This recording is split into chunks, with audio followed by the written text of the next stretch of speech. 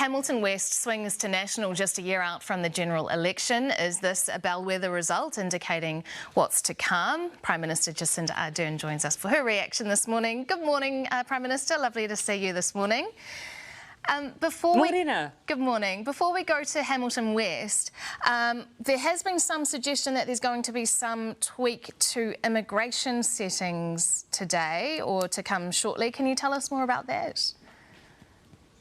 Oh, look, obviously we need to wait for Cabinet today, this afternoon, but one of the things we will be discussing is just a little look at some of the settings that we have. When I say settings, not broadly, we're looking more at are there particular areas of pressure for certain sectors where it will be easier potentially to attract people or simpler to attract people into those roles.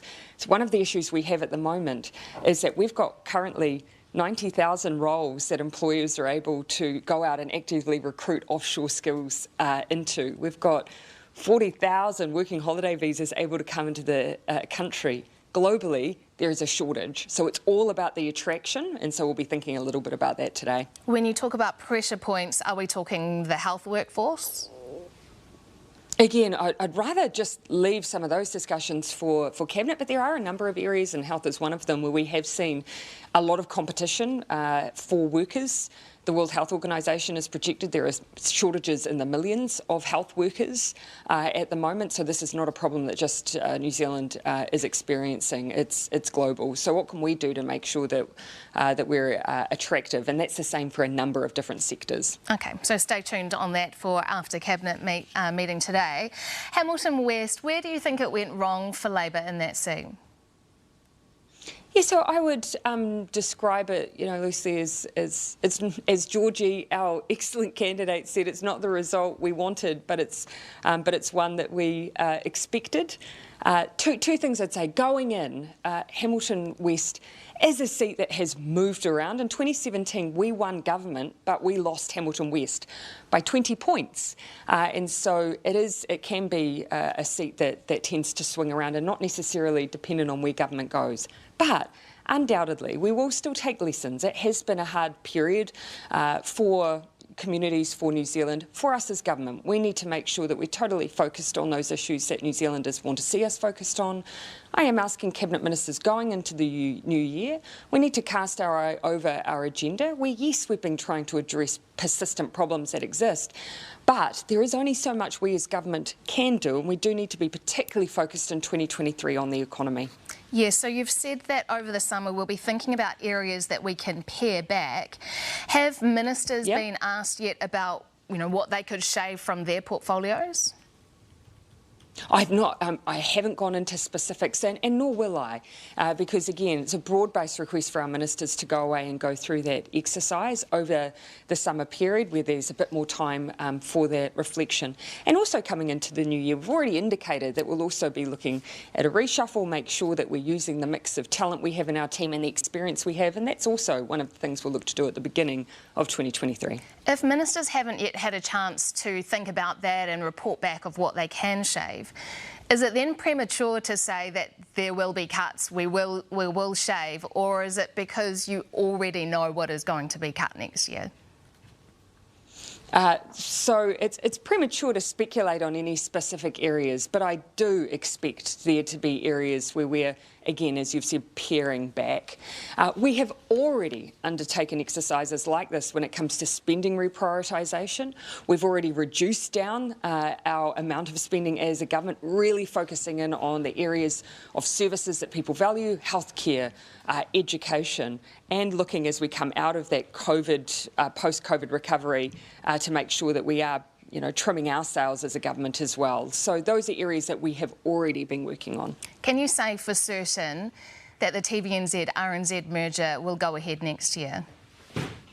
I've not gone into any specifics on any individual set of priorities. I asked ministers to go away and undertake that exercise ready for 2023. But again, for us, our focus will be particularly how do we continue to support New Zealanders through what is an internationally economically volatile period. You've already seen the kinds of initiatives that we're keen to invest in and have done. The cost of living payment, increases to the family tax credit, the reduction of the cost of fuel at the pump. Those are the kinds of initiatives that we'll need to keep on a rolling basis to think about how to support people. So these are the areas we need to allow ourselves enough space to focus on in the new year. Okay, so you didn't really answer that, but it's a simple question that Broadcasting Minister Willie Jackson... That's because there are no specifics that I'm going to give you right now. Okay, because, but as Willie I've Jackson said, has it's a been general request I've asked ministers to go away with. Okay, Willie Jackson has been specific about it, saying categorically that it will go ahead next year. But are you saying that it's actually premature to say that? I have not given any specific comment on individual policy programs. I've asked ministers to go away and look at the entirety of their agenda, and not any one minister, every minister, to make sure that where we are undertaking work, it's because those are areas that we need to keep that focus on, and if there are areas that we don't, that we pare back. But again, I'm not commenting on a specific at this time. Okay, but you have said on this show that RNZ could potentially collapse if this merger doesn't go ahead. Now it sounds like you're leaving the door slightly ajar to that. No, you're trying to draw me on an individual example, which I won't be drawn on. So I'm just going to leave and refer back, without being boring and repetitive, refer back to every statement I've just given you. Okay, I've got a few quick questions for you. How many retirements are you going to be announcing this week?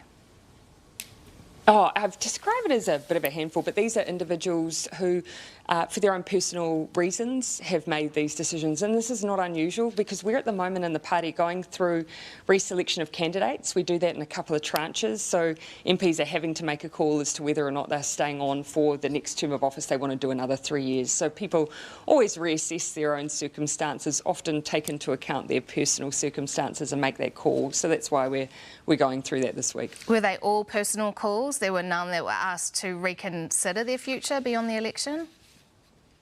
These people's decisions around whether they're running it or not, these are often deeply personal decisions, and so I won't get into everyone's individual rationale, but these are decisions for MPs to make. Okay, but none of them have been asked to retire? Oh, I would not characterise any of them in that way, no. Okay, but some of them, it may not have been their decision? Melissa, I think you're trying to get something here where nothing exists. People have made a decision not to run again. That's pretty much it. Okay. If you're implying I go around giving people the heavy, that is incorrect. No, I'm just asking if any have been spoken to about considering after the next election. As I've said, these are people's individual personal decisions. Sure.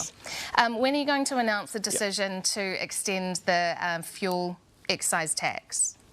We've said that we'll do that before the end of the year because we do, even though, of course, the current reduction extends through till the end of January, we do want to give people a bit of lead time, so we will be making that announcement before the end of the year. Okay, and the sanctions, travel bans that we've heard about this morning on individuals, will you take that further? Are you considering, for example, expelling the Iranian ambassador, or is that still an option? So we've got a raft of things that we've been looking at, and a number of them we will keep as rolling options, so we won't necessarily remove them from the table. We've already suspended our diplomatic, a number of our diplomatic engagements. We did that quite early on. We have undertaken quite a bit of work in the international environment at the Human Rights Council. We continue to work to see and take a leading role in working to see whether Iran can be removed from a particular committee representative of women within the UN, so we will keep doing that as well. But now we've also announced these travel bans. One other thing that we had been asked to look at, and we did, was whether or not the Iranian Revolutionary Guard should be designated as a terrorist entity. Now, we did go away and look at that. What I can share is that the way that someone is, or an entity is designated in New Zealand, is all set out in law. It's not a political judgment.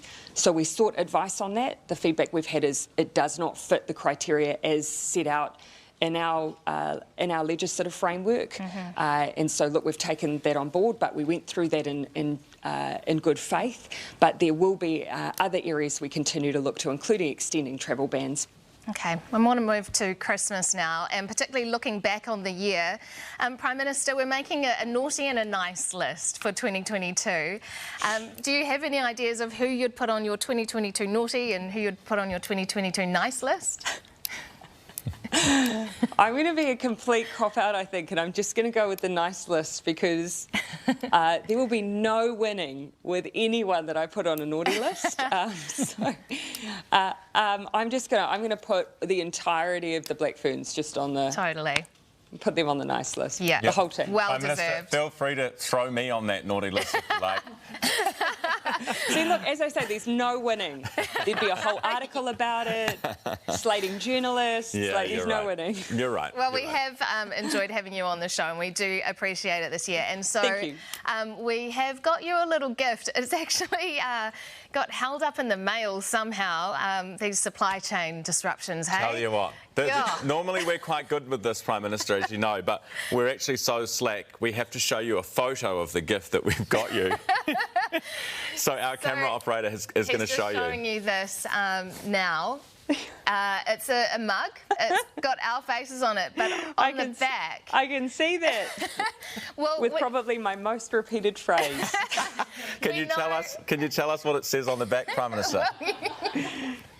It says, "Will you let me finish?" Well, we know you like finishing your tea, of course. You know, you never get a chance to finish your entire cup. Actually, Clark will tell you, terrible at finishing my tea. So. And we know you love your tea. Thank you very, very much. And I hope that you've seen in return, I hope you've received the small token of appreciation. Somebody is bringing them over. Can you tell us what these are, Prime Minister, as we take a look? This is cool. What is this? So that is, we've called it Premier House Honey. So in the back garden, in where I live here in Wellington, Premier House, it's a big back garden, and so I've put in some beehives, and so we've had them for a couple of years, and now they're producing enough honey that we have enough to share. So that's the Prem House Honey exclusive that you have there. That's a really lovely gift. Thank you so much. Politician approved. Very cool. It is covered in puns. Hey, Prime Minister, can I just say on behalf of AM, on behalf of myself and Melissa, thank you very much for coming on our program every Monday. I know we can be pesky and annoying sometimes. We're just doing our jobs, and I know you understand that. So thank you for always making yourself available. I absolutely do. Have a wonderful thank you, and Christmas. thank you for the work that you all do and your team as well. Really appreciate it. Merry Christmas to you. That's the Prime Minister, Jacinda Ardern, just gone 9 minutes away from 8.